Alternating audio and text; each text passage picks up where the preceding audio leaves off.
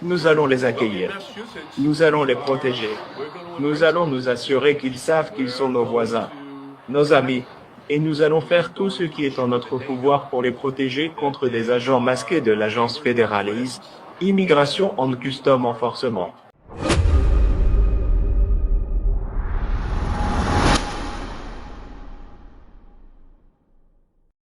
Bonjour, bonsoir mesdames et messieurs, bienvenue sur plateforme Paola, Cause Média.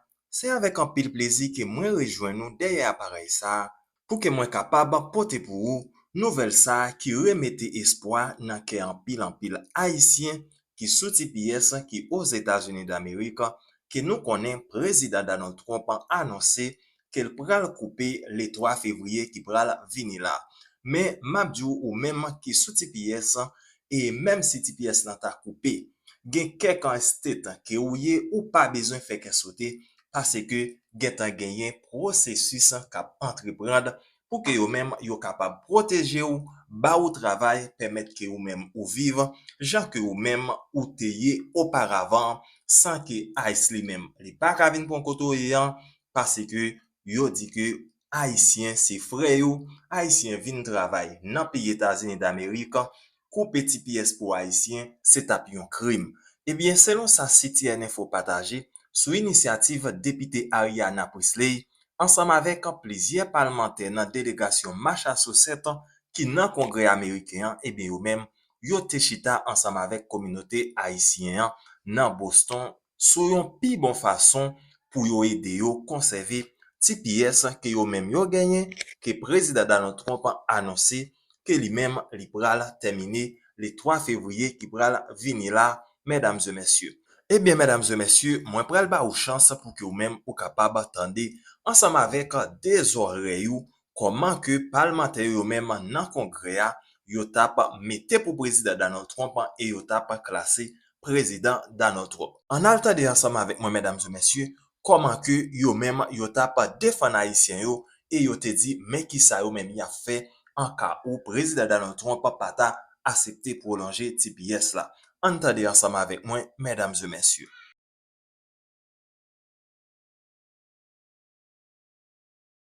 Et avant de passer à de brèves remarques, je voudrais commencer par remercier cet extraordinaire lieu de culte, le pasteur Matt et la pasteur Mona.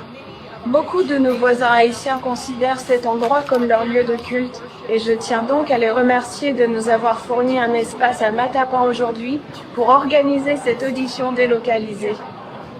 Alors que l'occupant de la Maison Blanche marque une année de gouvernance avec cruauté, chaos et mépris pour tout le monde en Amérique, nous faisons quelque chose de très différent. Nous plaçons au centre les personnes qui risquent d'être directement lésées par ce qui est, littéralement, un acte de violence imputable à une décision politique, la fin du statut de protection temporaire, TPS, pour Haïti. Aujourd'hui, en usant des pouvoirs d'une audition parlementaire, nous écoutons, nous portons témoignage et nous faisons preuve d'une solidarité forte avec nos voisins haïtiens.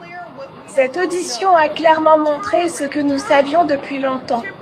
Mettre fin au statut de protection temporaire pour Haïti n'est pas seulement imprudent. C'est mortel. C'est une condamnation à mort. Expulser des gens vers un pays en proie à une violence indicible, à une instabilité politique et à une crise humanitaire, tout simplement, il n'y a pas de retour sur en Haïti en ce moment. Rien que dans le Massachusetts, plus de 45 000 titulaires du TPS haïtien vivent dans la peur et l'incertitude. Des parents, des travailleurs, des soignants, des chefs religieux qui sont profondément enracinés dans nos communautés et essentiels à notre économie. Dans tout le pays, plus de 350 000 ressortissants haïtiens risquent de perdre leur statut légal le 1er février si Donald Trump ne change pas de cap. Le TPS, permettez-moi d'être très clair à ce sujet, n'est pas de la charité. C'est du bon sens. C'est une politique humanitaire qui a sauvé des vies. Mettre fin pour Haïti est un affront à la morale et à notre humanité commune. Je tiens à remercier le sénateur Marquet d'avoir co-organisé avec moi cette audition délocalisée à Matapan aujourd'hui. Je remercie le député Moulton pour sa participation ainsi que les nombreux défenseurs des droits des immigrés et les leaders communautaires qui ont rendu cette journée possible. Et plus important encore, je tiens à remercier les personnes qui ont courageusement partagé leurs histoires. Votre témoignage sera inscrit au compte rendu du Congrès et guidera notre surveillance et notre lutte législative à venir. Pendant que Donald Trump utilise des agents fédéraux en masse pour terroriser nos villes, pour enlever nos voisins, pour tuer nos proches de sang-froid, comme il le fait dans le Minnesota, je veux que notre communauté haïtienne sache que je vous vois et que je ne cesserai jamais de me battre pour vous ou à vos côtés.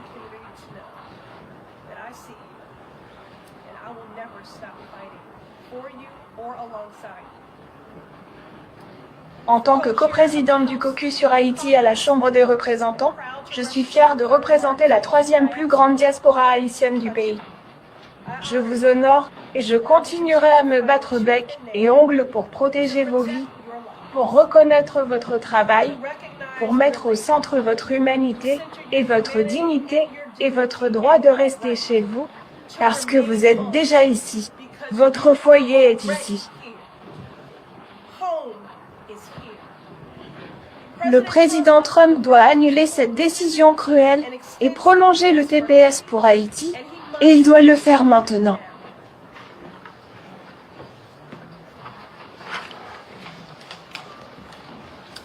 Merci, Madame la députée Presley.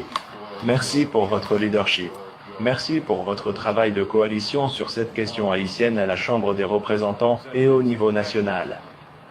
Ce que nous avons entendu aujourd'hui est une atrocité absolue perpétrée par Donald Trump depuis la Maison-Blanche. Ce n'est ni plus ni moins que la continuation de son racisme, de ses mensonges qu'il raconte sur Haïti et sur les Haïtiano-Américains depuis des années.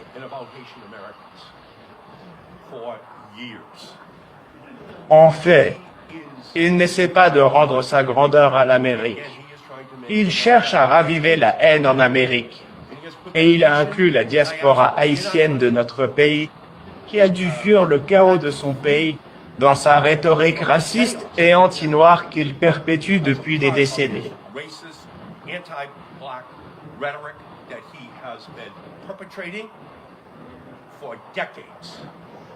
Donc ce que nous avons entendu aujourd'hui, ce sont des titulaires du TPS qui sont haïtiens, qui ont courageusement témoigné et qui ont peur de rentrer en Haïti parce que c'est trop violent là-bas. Donald Trump dit que c'est trop violent pour les Américains d'aller en Haïti, mais il veut renvoyer en Haïti des Haïtiens qui seront des cibles encore plus grandes pour ces gangs. Donald Trump dit qu'il est approprié que des Sud-Africains blancs viennent ici pour être protégés, mais pas des Haïtiens qui sont clairement menacés par la violence dans leur pays.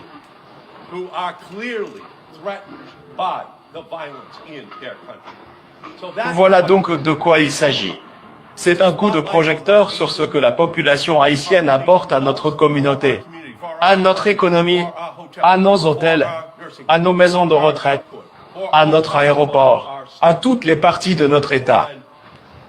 Et leurs enfants, s'ils sont forcés de retourner en Haïti, ce sera dans des conditions chaotiques qui sont dangereuses pour eux. Nous valons mieux que ça.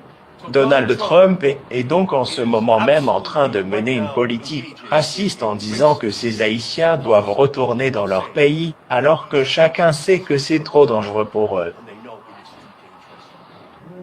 C'est ce pourquoi nous allons nous battre.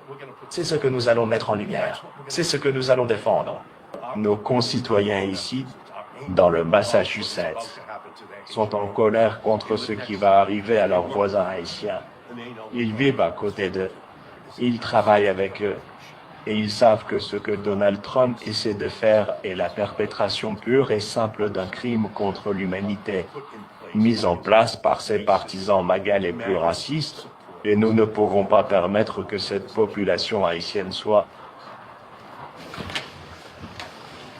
Merci, Monsieur le Sénateur, pour ces remarques passionnées et encore une fois pour votre partenariat. Et j'ajouterai simplement que non seulement nos voisins haïtiens vivent dans la peur de ce que l'avenir leur réserve, dans cette incertitude, alors même que nous devons aussi faire face à la terreur imposée par l'IS, immigration en custom enforcement. Et cette terreur a eu pour conséquence que des gens ne vont plus au travail, ne vont plus dans les lieux de culte, que des enfants ne viennent plus à l'école. Je veux donc simplement réitérer que Crazy est un danger clair et immédiat. Elle est aussi incompétente qu'elle est cruelle et ignorante. Nous étions tous signataires d'une lettre, et sa réponse à cette lettre est qu'il n'y a pas de conditions extraordinaires ou extrêmes en Haïti.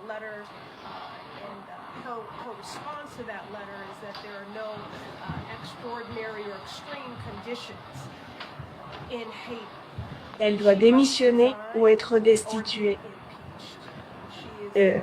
Sa rhétorique est dangereuse. Ses politiques sont dangereuses et son ignorance est stupéfiante. Et sur ce, nous allons maintenant écouter le député Seth Moulton. Merci de vous joindre à nous aujourd'hui. Madame la députée Presley, Madame la présidente de cette audition délocalisée, et Monsieur le sénateur Marquet. C'est un honneur d'être ici avec vous aujourd'hui pour défendre les droits des Américains d'origine haïtienne, des personnes qui font partie de notre communauté au quotidien. La raison pour laquelle la secrétaire Nunn doit être destituée, c'est qu'elle vous ment tous les jours. Ava, peuple américain, au sujet de la réalité dans nos communautés. Et beaucoup de gens ne comprennent pas, de façon viscérale, à quel point les conditions en Haïti sont terribles. J'ai voyagé avec un groupe de quelques-uns des meilleurs médecins de Boston en Haïti juste après le tremblement de terre, il y a une quinzaine d'années, et nous y sommes allés pour sauver des vies, et ce dont nous avons été témoins était inoubliable. Des corps empilés comme du bois de chauffage à l'entrée de l'hôpital où nous intervenions. Des parents cherchant désespérément leurs enfants et des enfants cherchant désespérément leur mère et leur père. Et aussi terrible que c'était à l'époque, la situation n'a fait qu'empirer. Pourquoi? Parce que nous n'avons rien fait pour résoudre le problème. Nous n'avons rien fait pour investir après le tremblement de terre ou après l'ouragan. Nous avons en fait perpétué une grande partie de la violence en Haïti aujourd'hui. C'est l'entreprise d'Eric Prince, oui, le copain de Donald Trump, qui est maintenant chargé, pour une somme considérable, d'assurer la sécurité en Haïti, et 90% de la capitale est contrôlée par des gangs. C'est la réalité dans laquelle Trump nomme en vrai aujourd'hui des gens de notre communauté. Et certains diront peut-être que c'est là où il devrait retourner. Mais rappelons que le TPS, statut de protection temporaire, est en place et a été prolongé à cette reprise. Il y a donc des jeunes de 15 ans ici, dans le Massachusetts, dont les parents sont haïtiens, qui pourraient devoir les suivre en Haïti, alors qu'ils ne sont jamais allés dans ce pays. Imaginez être un jeune de 15 ans, un étudiant athlète vedette dans une ville comme Chelsea, Évry ou Lynette, et être contraint de retourner dans un pays infesté de gangs où vous n'êtes jamais allé de votre vie, à cause de la cruauté de cette administration. Et le résultat pour tout le monde ici, c'est qu'il n'y a pas assez d'infirmières pour s'occuper de vos parents dans les maisons de retraite. Pas assez de personnel pour nettoyer les avions à Logan, ce qui entraîne des retards lorsque nous essayons de prendre l'avion pour Washington aujourd'hui. Pas assez de personnes pour faire le travail difficile, jour après jour, qui permet au Massachusetts de prospérer. Il y a donc beaucoup en jeu ici. Et Madame la Présidente, merci beaucoup de l'avoir souligné. Bonjour. Comme il est très peu probable que le TPS soit prolongé par l'administration et que, s'il y a une décision en faveur du TPS haïtien devant les tribunaux, elle sera très probablement annulée par la Cour suprême. Est-il possible qu'au Congrès vous déposiez une pétition de décharge pour forcer un vote? C'est peut-être le seul moyen de sauver le TPS pour les Haïtiens. Eh bien, laissez-moi dire ceci. Étant donné le dysfonctionnement et l'incapacité à gouverner efficacement sous une majorité républicaine, vous nous avez vus, de plus en plus, recourir à des outils qui étaient vraiment rares, tels qu'une pétition de décharge pour forcer un vote, ou l'instrumentalisation de motions de censure, ou encore de multiples articles de mise en accusation. C'est là où nous en sommes.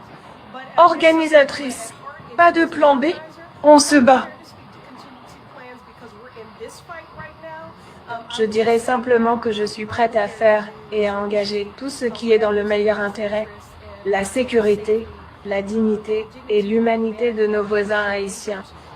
Mais nous avons encore une opportunité en ce moment, et c'est pourquoi j'utilise, en partenariat avec le sénateur Marquet, qui a une relation de longue date avec la communauté haïtienne et un historique de plaidoyer, le pouvoir de convocation et le maillet pour maintenir la pression. Je veux dire au pasteur Kiki et à la large coalition TPS, nous avons déjà vécu cela. C'est une sorte de déjà-vu dévastateur. Et avec la pression, la solidarité et la communauté, nous avons pu obtenir à plusieurs reprises une prolongation. Et donc, en ce moment, nous nous concentrons uniquement sur ce combat. Je ne suis pas prête à céder du terrain ni à anticiper un résultat négatif. Nous allons nous battre et maintenir la pression jusqu'à la toute fin. Et si cela ne marche pas, cela laissera 45 000 personnes soudainement sans papier, incapables de travailler. Que vont faire ces gens? Eh bien, dans le Massachusetts, nous allons les accueillir. Nous allons les protéger. Nous allons nous assurer qu'ils savent qu'ils sont nos voisins, nos amis, et nous allons faire tout ce qui est en notre pouvoir pour les protéger contre des agents masqués de l'agence fédérale Immigration and Custom Enforcement, qui arpentent les rues du Massachusetts. Ce sera donc notre objectif, et je sais que la procureure générale Campbell s'est engagée à fournir ces protections également. Nous les traduirons en justice.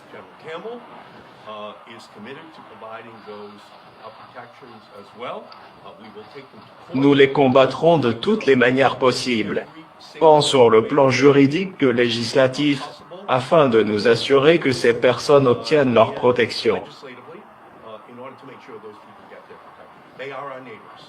Ce sont nos voisins, et nous savons qu'ils sont innocents. Ils ne font rien d'autre que nous aider en ce moment. Ce ne sont pas ces criminels que Donald Trump a dit vouloir expulser. Ce sont des innocents qui vivent dans nos communautés, et nous allons faire tout notre possible pour les protéger. Voilà, mesdames et messieurs, c'est gens que nous sommes là. Pas oublier prendre un petit temps pour partager vidéo ça, ba yon ami ou, yon famille ou connaît qui capable nan nécessité pour que lui-même li tende, mesdames et messieurs, et genre d'information d'espoir ça yo. Parce que nan moment côté que n'a parlé là, gagne en pile monde qui déjà fait yon paquet gros maladie à par rapport des mauvaises nouvelles seulement ou même y a pas recevoir. M'a invité et pas oublier tout abonner ensemble avec channel là et remettre vidéo ça parce que c'est cette façon que vous capable supporter travail là. C'était ça mon frère Ojesis Gao pour Cause Média. À la prochaine pour une autre vidéo d'information sur l'immigration. Ciao.